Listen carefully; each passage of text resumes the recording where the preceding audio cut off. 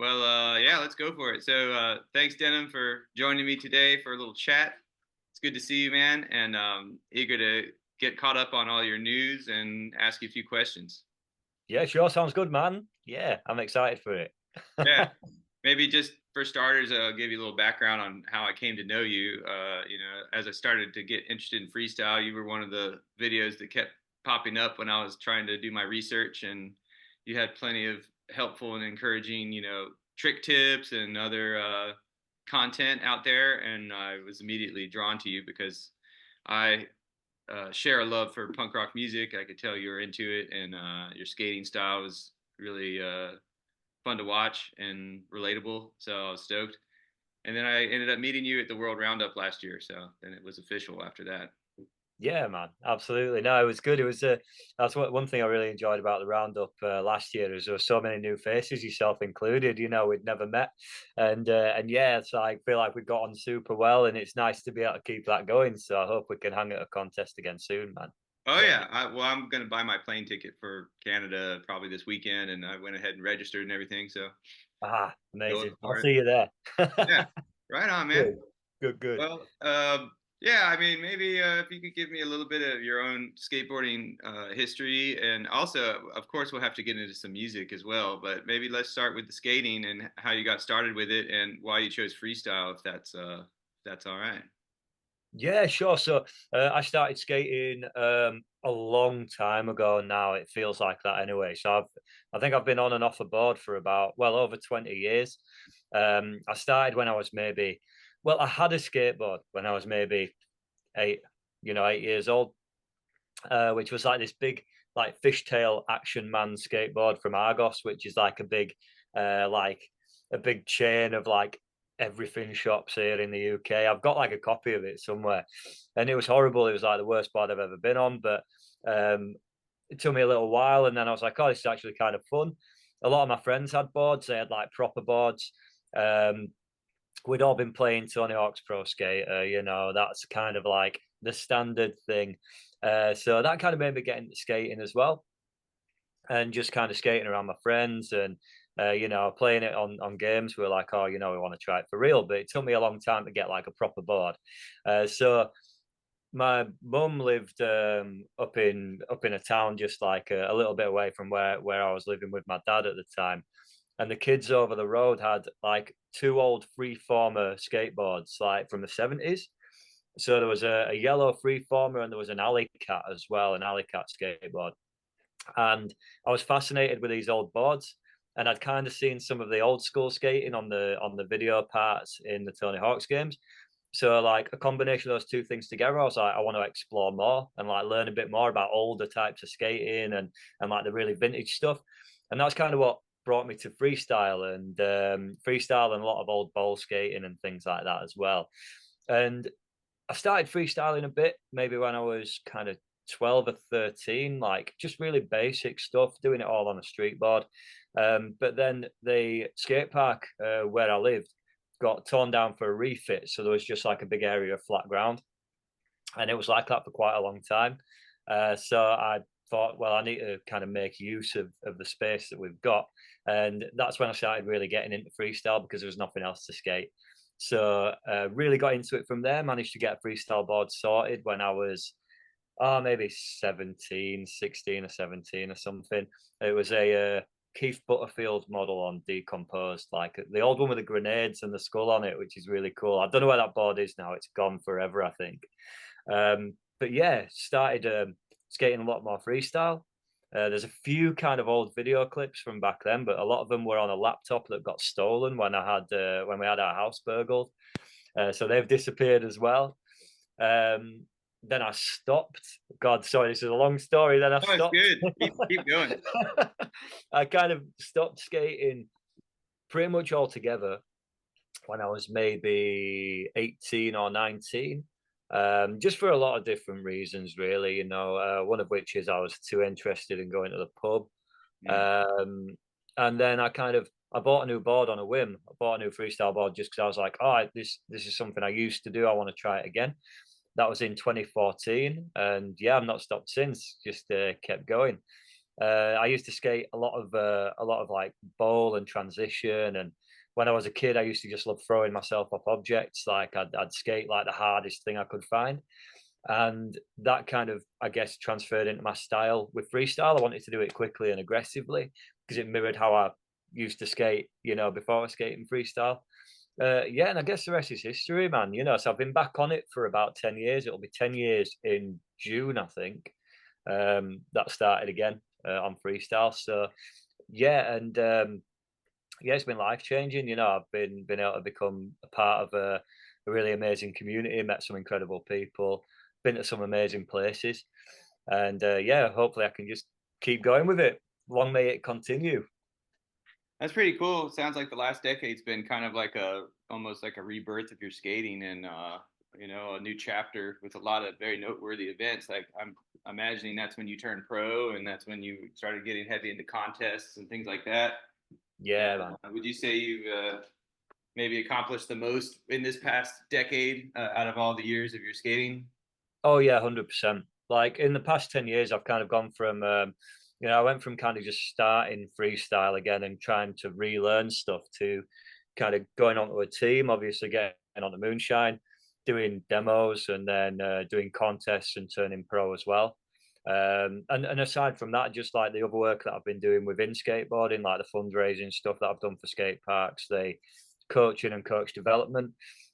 Yeah, just as like a whole like a whole a whole world has opened up in that past 10 years, and I think even in the past 5 years, I think a lot has happened. Anything before that, it was kind of when I was finding my feet. I was just having fun with skating, and then it's only in the past 10 years where I guess it's become serious. Mm. Like this is kind of all I do now. Yeah, I mean, you're clearly committed. And that's also something I've always admired about you. You're obviously like driven and want to progress and you want to contribute, and that's awesome. I relate to it. So you've announced just very recently a pretty big change in leaving the Moonshine team. So is this going to be sort of the start of a new chapter for your skating and your approach? What's going on with that decision? So it's like, I mean, recently I've not been doing too good. Like I'm all right, you know what I mean? I'm not like I'm not on my way out of skating. But I think just like with Moonshine, I've been with them for a long time. And I kind of wanted to change. I want to be able to work with other brands and stuff kind of freely and sort of like try different things, different boards, and figure out what I really love to do. I just needed a bit of something different. I think there's quite a few reasons why I left. A lot of them are kind of more sort of private reasons that I sort of discussed with Tony and the guys. But I'm always really keen to say there's absolutely no animosity at all. Everything ended like really, really, really, really nicely, and that I still have obviously a huge amount of respect for those guys and everything that they did for me as well. They put my name on a board, which is just a crazy thing that I never expected to happen. So the fact that they did that and helped me out with equipment in a lot of times when I wouldn't have been able to afford to skate otherwise is awesome. I'll always be incredibly grateful. But I think for me it was time for a change, time for something different, Hmm. and I kind of want to explore what's out there. Yeah, see what's around now. It's freestyle's in a really good place, and I'd really like to kind of stretch out into some other areas, collaborate with more people, but then potentially make some stuff through terra firma as well and make some boards there.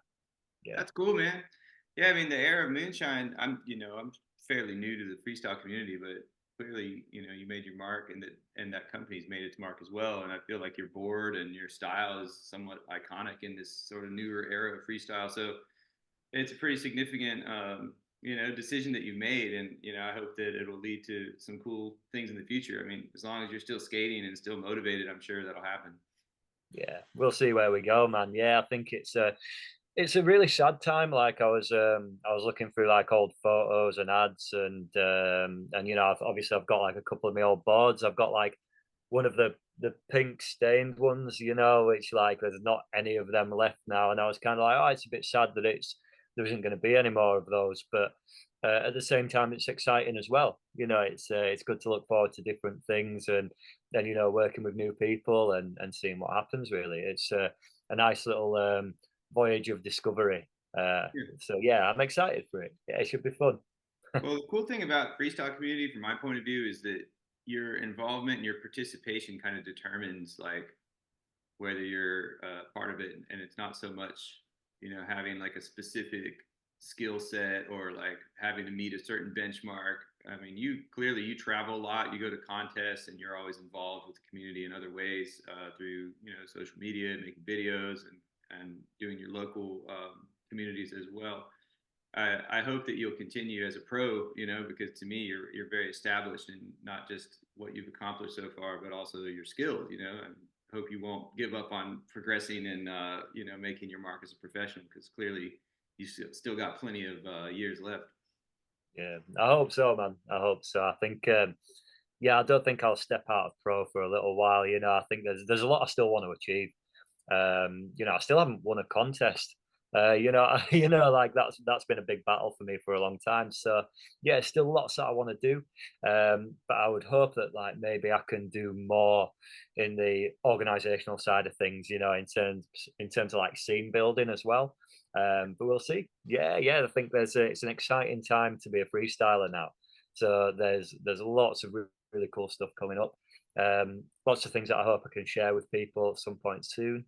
Yeah, yeah, it's all good stuff, man. All good stuff. Well, it's cool. I see a lot of guys making that transition to more community-based stuff. Like Mike with Waltz, and Marius in Romania, and Christian in Germany, and all these, and Terry with Mode. I mean, a lot of guys who can clearly still skate really well, and of course, the girls and women too coming up are amazing. But it's cool to see people, being open to those changes, and still being part of it. Because I don't know what the alternative would be, just like quitting or not being part of it anymore, which would be unfortunate. So it just goes to show there's plenty that you can contribute. I mean, even doing stuff like this, I think makes a difference because it can get people stoked. Yeah, 100%, man, 100%.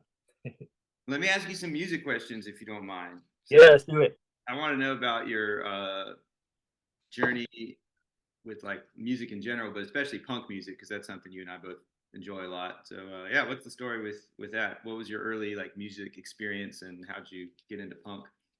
Oh man, so like music's been this huge part of my life for a long, long time, and it's like I play a lot of music, I write a lot of music. I always joke though that I don't write music anymore because Frankie Stubbs already wrote all the good songs, so what's the point? But like I remember when being real young, like maybe 7 or 8, and we were all kind of like me and all the kids on the street were getting into kind of heavier music and stuff like that. And I remember it was bands like Slipknot. It was that new metal era. You know what I mean? And I remember I used to sit with my headphones on and just listen to some tunes there. And I remember my mum kind of once marched into the room and like ejected the CD and put in Appetite. No, it wasn't Appetite for Destruction. It was Use Your Illusion 1 by Guns N' Roses. That first in that dual set. And that was kind of like an eye opener to me because it was like, oh, there's more. There's more out there. And although it wasn't punk, it was rock music. It was something alternative. It was something different, and that got me really excited. So I started listening to a lot of that. And then my mum was really into Nirvana, so she used to play a lot of that around the house. She used to do bodybuilding professionally with my stepdad at the time, and they did a routine to "Smells Like Teen Spirit."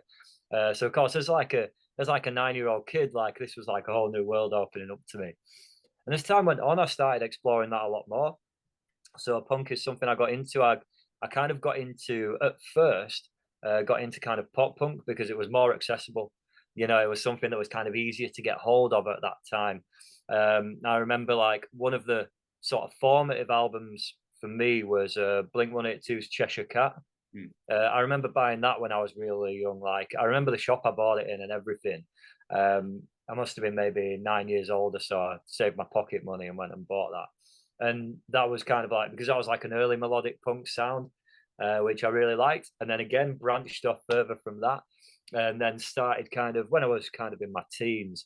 That's when I started kind of getting into hardcore, like particularly the sort of things like Youth of Today, Slapshot, all those sorts of bands that like really kind of to me epitomise what hardcore is all about. A lot of it was straight edge stuff. I wasn't straight edge at the time. It was just by coincidence that straight edge bands had this sound that I really really liked. And then of course further on after that, I started getting quite big into the skinhead scene over here. So I was really into my ska and skinhead reggae. All the old two-tone stuff, which played a huge influence in my life.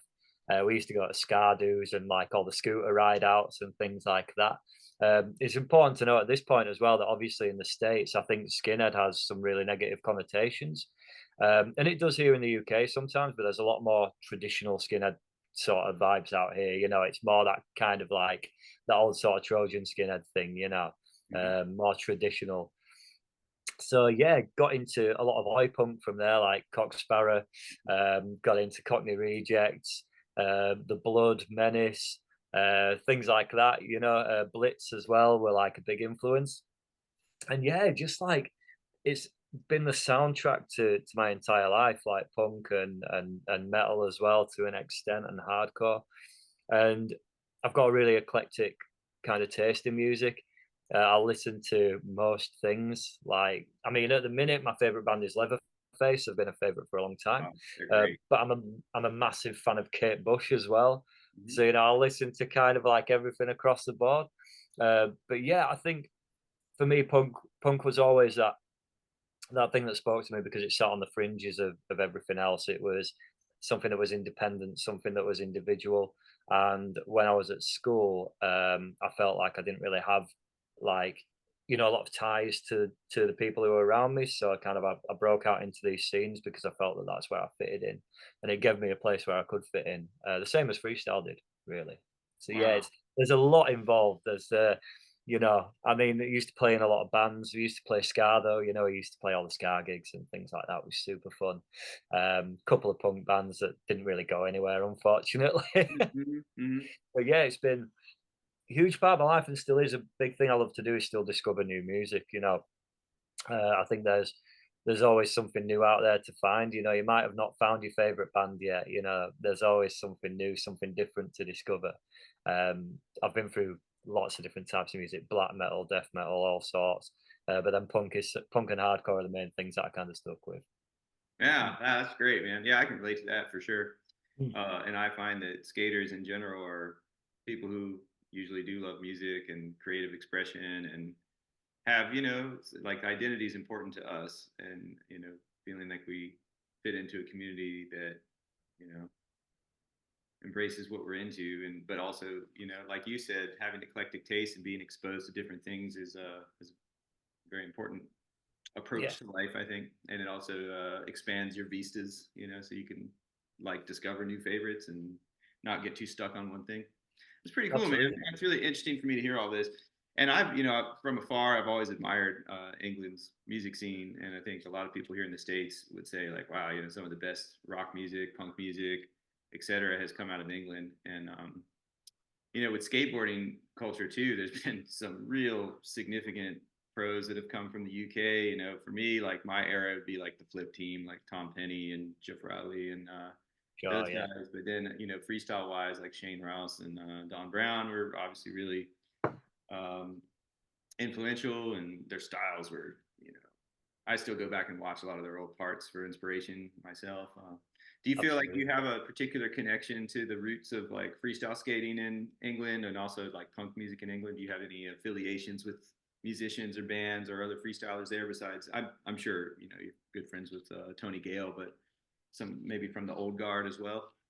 So me and Shane have exchanged Shane Rouse have exchanged a couple of messages, and he's always been a big influence because Shane's got he's got a real eye for detail as well. So when he's watching certain tricks, he can often sort of and I've seen it in person. It can come across as brutal sometimes, but he's like, it's all about refining technique. He's very precise, and I think that's really good.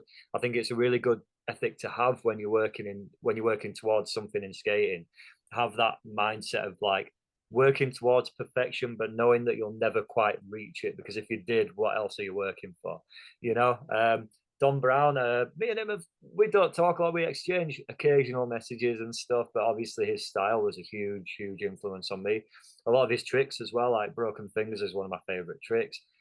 Something that I'll do quite a lot of. Music wise, there's not a lot of people I have like really big connections to here anymore. Obviously, Alex Wonk from Wonk Unit, me and him have exchanged a couple of messages because he lives apparently like 15 minutes from where I am, which I had no idea about because of course he moved up this way.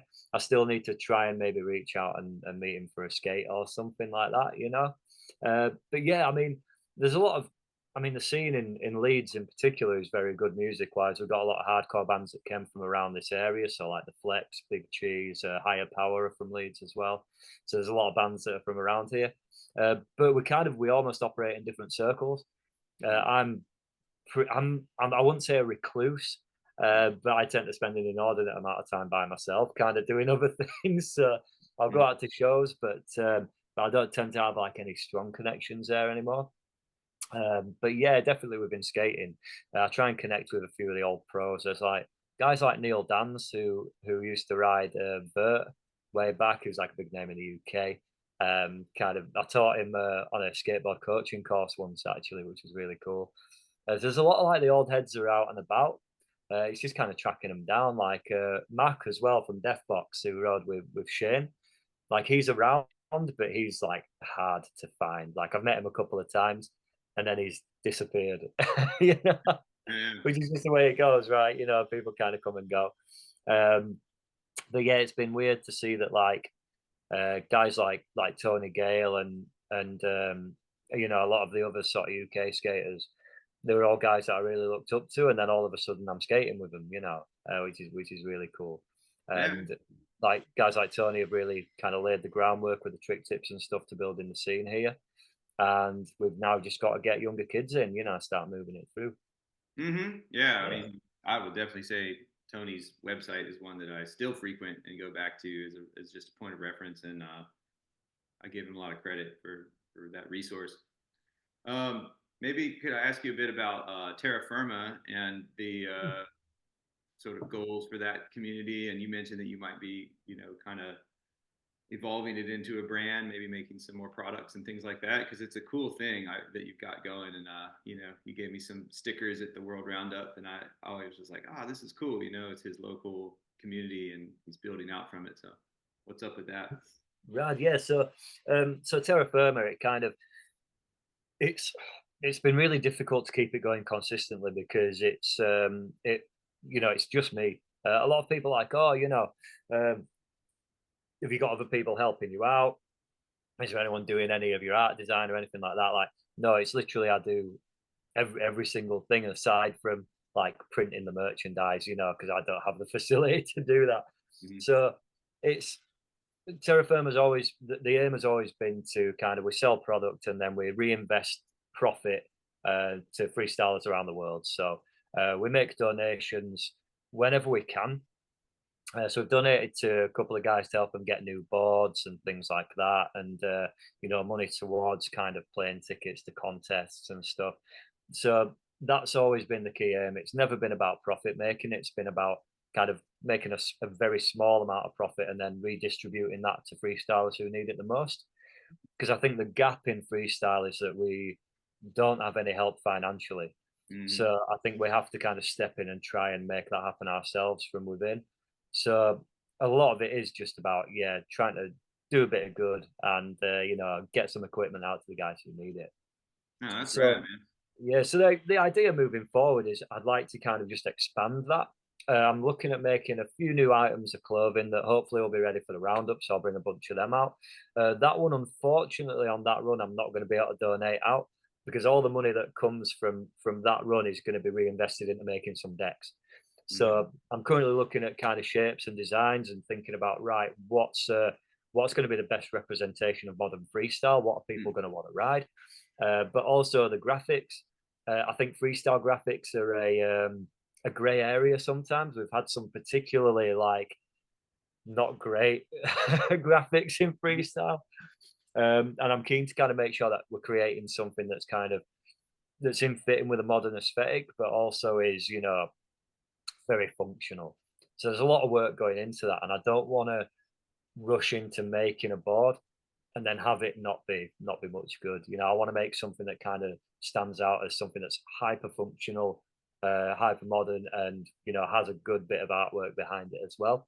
Mm, But I think there's a few other things I want to run with Terra Firma that again are not about profit making. So one thing I'd really love to do is a scholarship program. So the idea there would be to take guys from the rookies. So those who are placing well in rookies, we'd probably take a few guys from there, or girls, whoever it might be, mm, and basically work with them on like a full year basis, giving them all the tips and techniques they need to be able to prepare the contest runs, not only in terms of planning it out, but getting prepared mentally. So giving them that really focused coaching over the course of like a year, and then preparing them for their next round up in contests. So it's going to be a lot more around coaching and preparation and teaching, and really giving that kind of that qualitative coaching experience rather than just here's a board or here's a mm, t-shirt. I think that might be one thing that's missing from a lot of sponsorships now, is that opportunities to develop, really sort of good opportunities to develop yourself and to push yourself forward. Having decks, having equipment is amazing, don't get me wrong. I think that's an amazing thing for sponsors to do, but I feel like sometimes needs to be a bit more. mm. um, you know and we need to get guys out of the rookies moving up the ranks. I think we need to start kind of pushing people upwards and through, and giving them opportunities to do that. So hopefully Terra Firma can help with that. No, So that's great. there's going to be a lot going on. I'm dreading it because it's going to be super busy, and I don't have a lot of time. It's like I work full time. I've got my family here, so Yeah, it's yeah. kind of tough. But if you want it, you'll make it happen, right? So I'm putting it out there, and we're gonna make some interesting things happen, hopefully. No, that's great, and hopefully there will be some help and some community spirit behind everything that you do. It seems like you've got some some crew out there that are showing up to skate and wanting to be involved. So yeah, I wish you the best of luck with that. It sounds like a great set of goals that you have. Cool. Cheers, man. Yeah, we'll see how it goes. Yeah, that's cool. Let's see, what else was I fixing on asking you? I know that on Moonshine you had like Mireille and you had some Japanese skaters, and I thought that was always a cool mix of like UK and Japan. And what's your impression of like their scene and like otherworldly scenes and things that are going on in different places? Like you got lots going on in Europe, little pockets of communities that are really going for it, like in Romania. And you got German scenes. That seems like it's always been strong, and then you got like Brazil, and then the U.S. and everything seems to be growing well. But you've been experienced enough to meet a lot of these people and get to know them. So, what are your thoughts on like I guess the global freestyle community? I think that things are heading in the right direction, and I think that the best thing about the scene now is we have a lot more activism. There's a lot of people who are very, very active and very, very committed to kind of making things happen and making freestyle present. So rather than doing a jam in some like car park somewhere, man, people are starting to spread out and they're saying like, right, let's get into these much more public places where skateboarding happens and make freestyle more visible. So people are kind of getting out into different parks, places where there's other skaters, and making sure that they can be seen and they're taking up space. And I think that's amazing, and that's what we need to be doing. I think Japan, their scene is exceptional in that they have uh, people of all generations, and each is helping out the generation below it. So there's this real community of kind of fostering that development and that growth, not only in terms of the scene itself, but in each rider personally. I think that's a really good thing to do, and I'd love to see more of that. What we're starting to see though is it's the AMs and the rookies who are really driving this, right? Which is rad. I mean, to see people come in at freestyle fairly new participants and then think this is something so amazing that I just want to grow it. I think that's a massive positive, and they bring a fresh mindset to freestyle that maybe some of the older guys don't have. Mm-hmm. Having said that, though, I would love to see more pros doing a little more. I'm not, I mean, obviously the pros have got a job to do in that they have to, we've got to skate, we've got to try and maintain contest rankings and stuff. But I think a lot of pros who could do a little more. You know, they have the influence, they have this position of being really skilled at what they do, and it'd be really nice to see them kind of develop more riders and maybe be a bit more active in a community sense. I think you've got little scenes of people cropping up all over. So obviously the Romanian scene, the Japanese scene, those have been kind of mainstays for a long time. But the scene in France is growing. In the Netherlands, it's coming up nicely. They just had a contest out there, Yeah. and China as well, right? Hmm. So there's this, and it seems to be quite underground, but there's this huge scene growing in China. There's like they've been running competitions, and the turnout has been pretty mental. There's been quite a lot of people out there, so I'd really like to see what comes next from them. There's all these places where we might not usually see freestyle. It's starting to crop up quite nicely, and I think that is testament to the hard work of amateurs and rookies who've come into this with a fresh head and thought, how do we make this more sustainable, but how do we get more people involved in it? Which I think is just great. And obviously, online has helped. It's been easier to share ideas. The world has become a bit smaller in a way. You know, we're all communicating, which is awesome. And I think, yeah, I think we're in a good place. I think there's some really amazing things happening. There's some incredibly talented and passionate individuals who are helping to drive it forward. And long may it continue, man. You know, Yeah. I think you know, I used to think like, oh, I'm doing a bit here and there, you know, being able to get it growing. But when I compare the work I'm doing to the work that some other guys are doing, I feel like I'm not even coming close. You Mm. know, I've got to, and that makes me want to work harder, which is good. It gives guys like me a kick up the ass. You know, it tells us we've got to get working.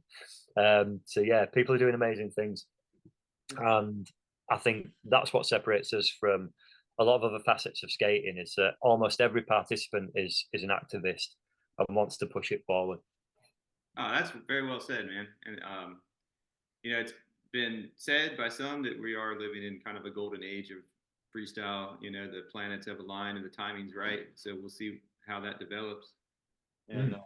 yeah, man, I want to thank you for your time. I'm probably going to wrap things up here, but it's been really great to So chat with you. And even first meeting you, I felt like it was easy to become friends with you. And I hope we'll stay in touch. And I look forward to seeing you in Canada in a month. absolutely, man. Yeah, and thank you for putting this together. I apologise. I have incoherently rambled for Ah, most of it. It's because I don't talk to many people. I just kind of stay locked in the house or go fossiling. So it's like, oh my god, human being. I can interact for a bit, you know. no, you were quite articulate, my friend. No worries Good, about that. good. And No, thank you, and keep doing more of this stuff. This is what the scene needs, excellent. right? Getting things out there, things for people to engage with. It's all good stuff, man. So thank you. Excellent. Yeah, thank you so much, Denham. Best of luck with everything, and we'll be in touch. Take care. Absolutely, man. Take care, dude. All Catch you right. soon. Bye bye. Bye.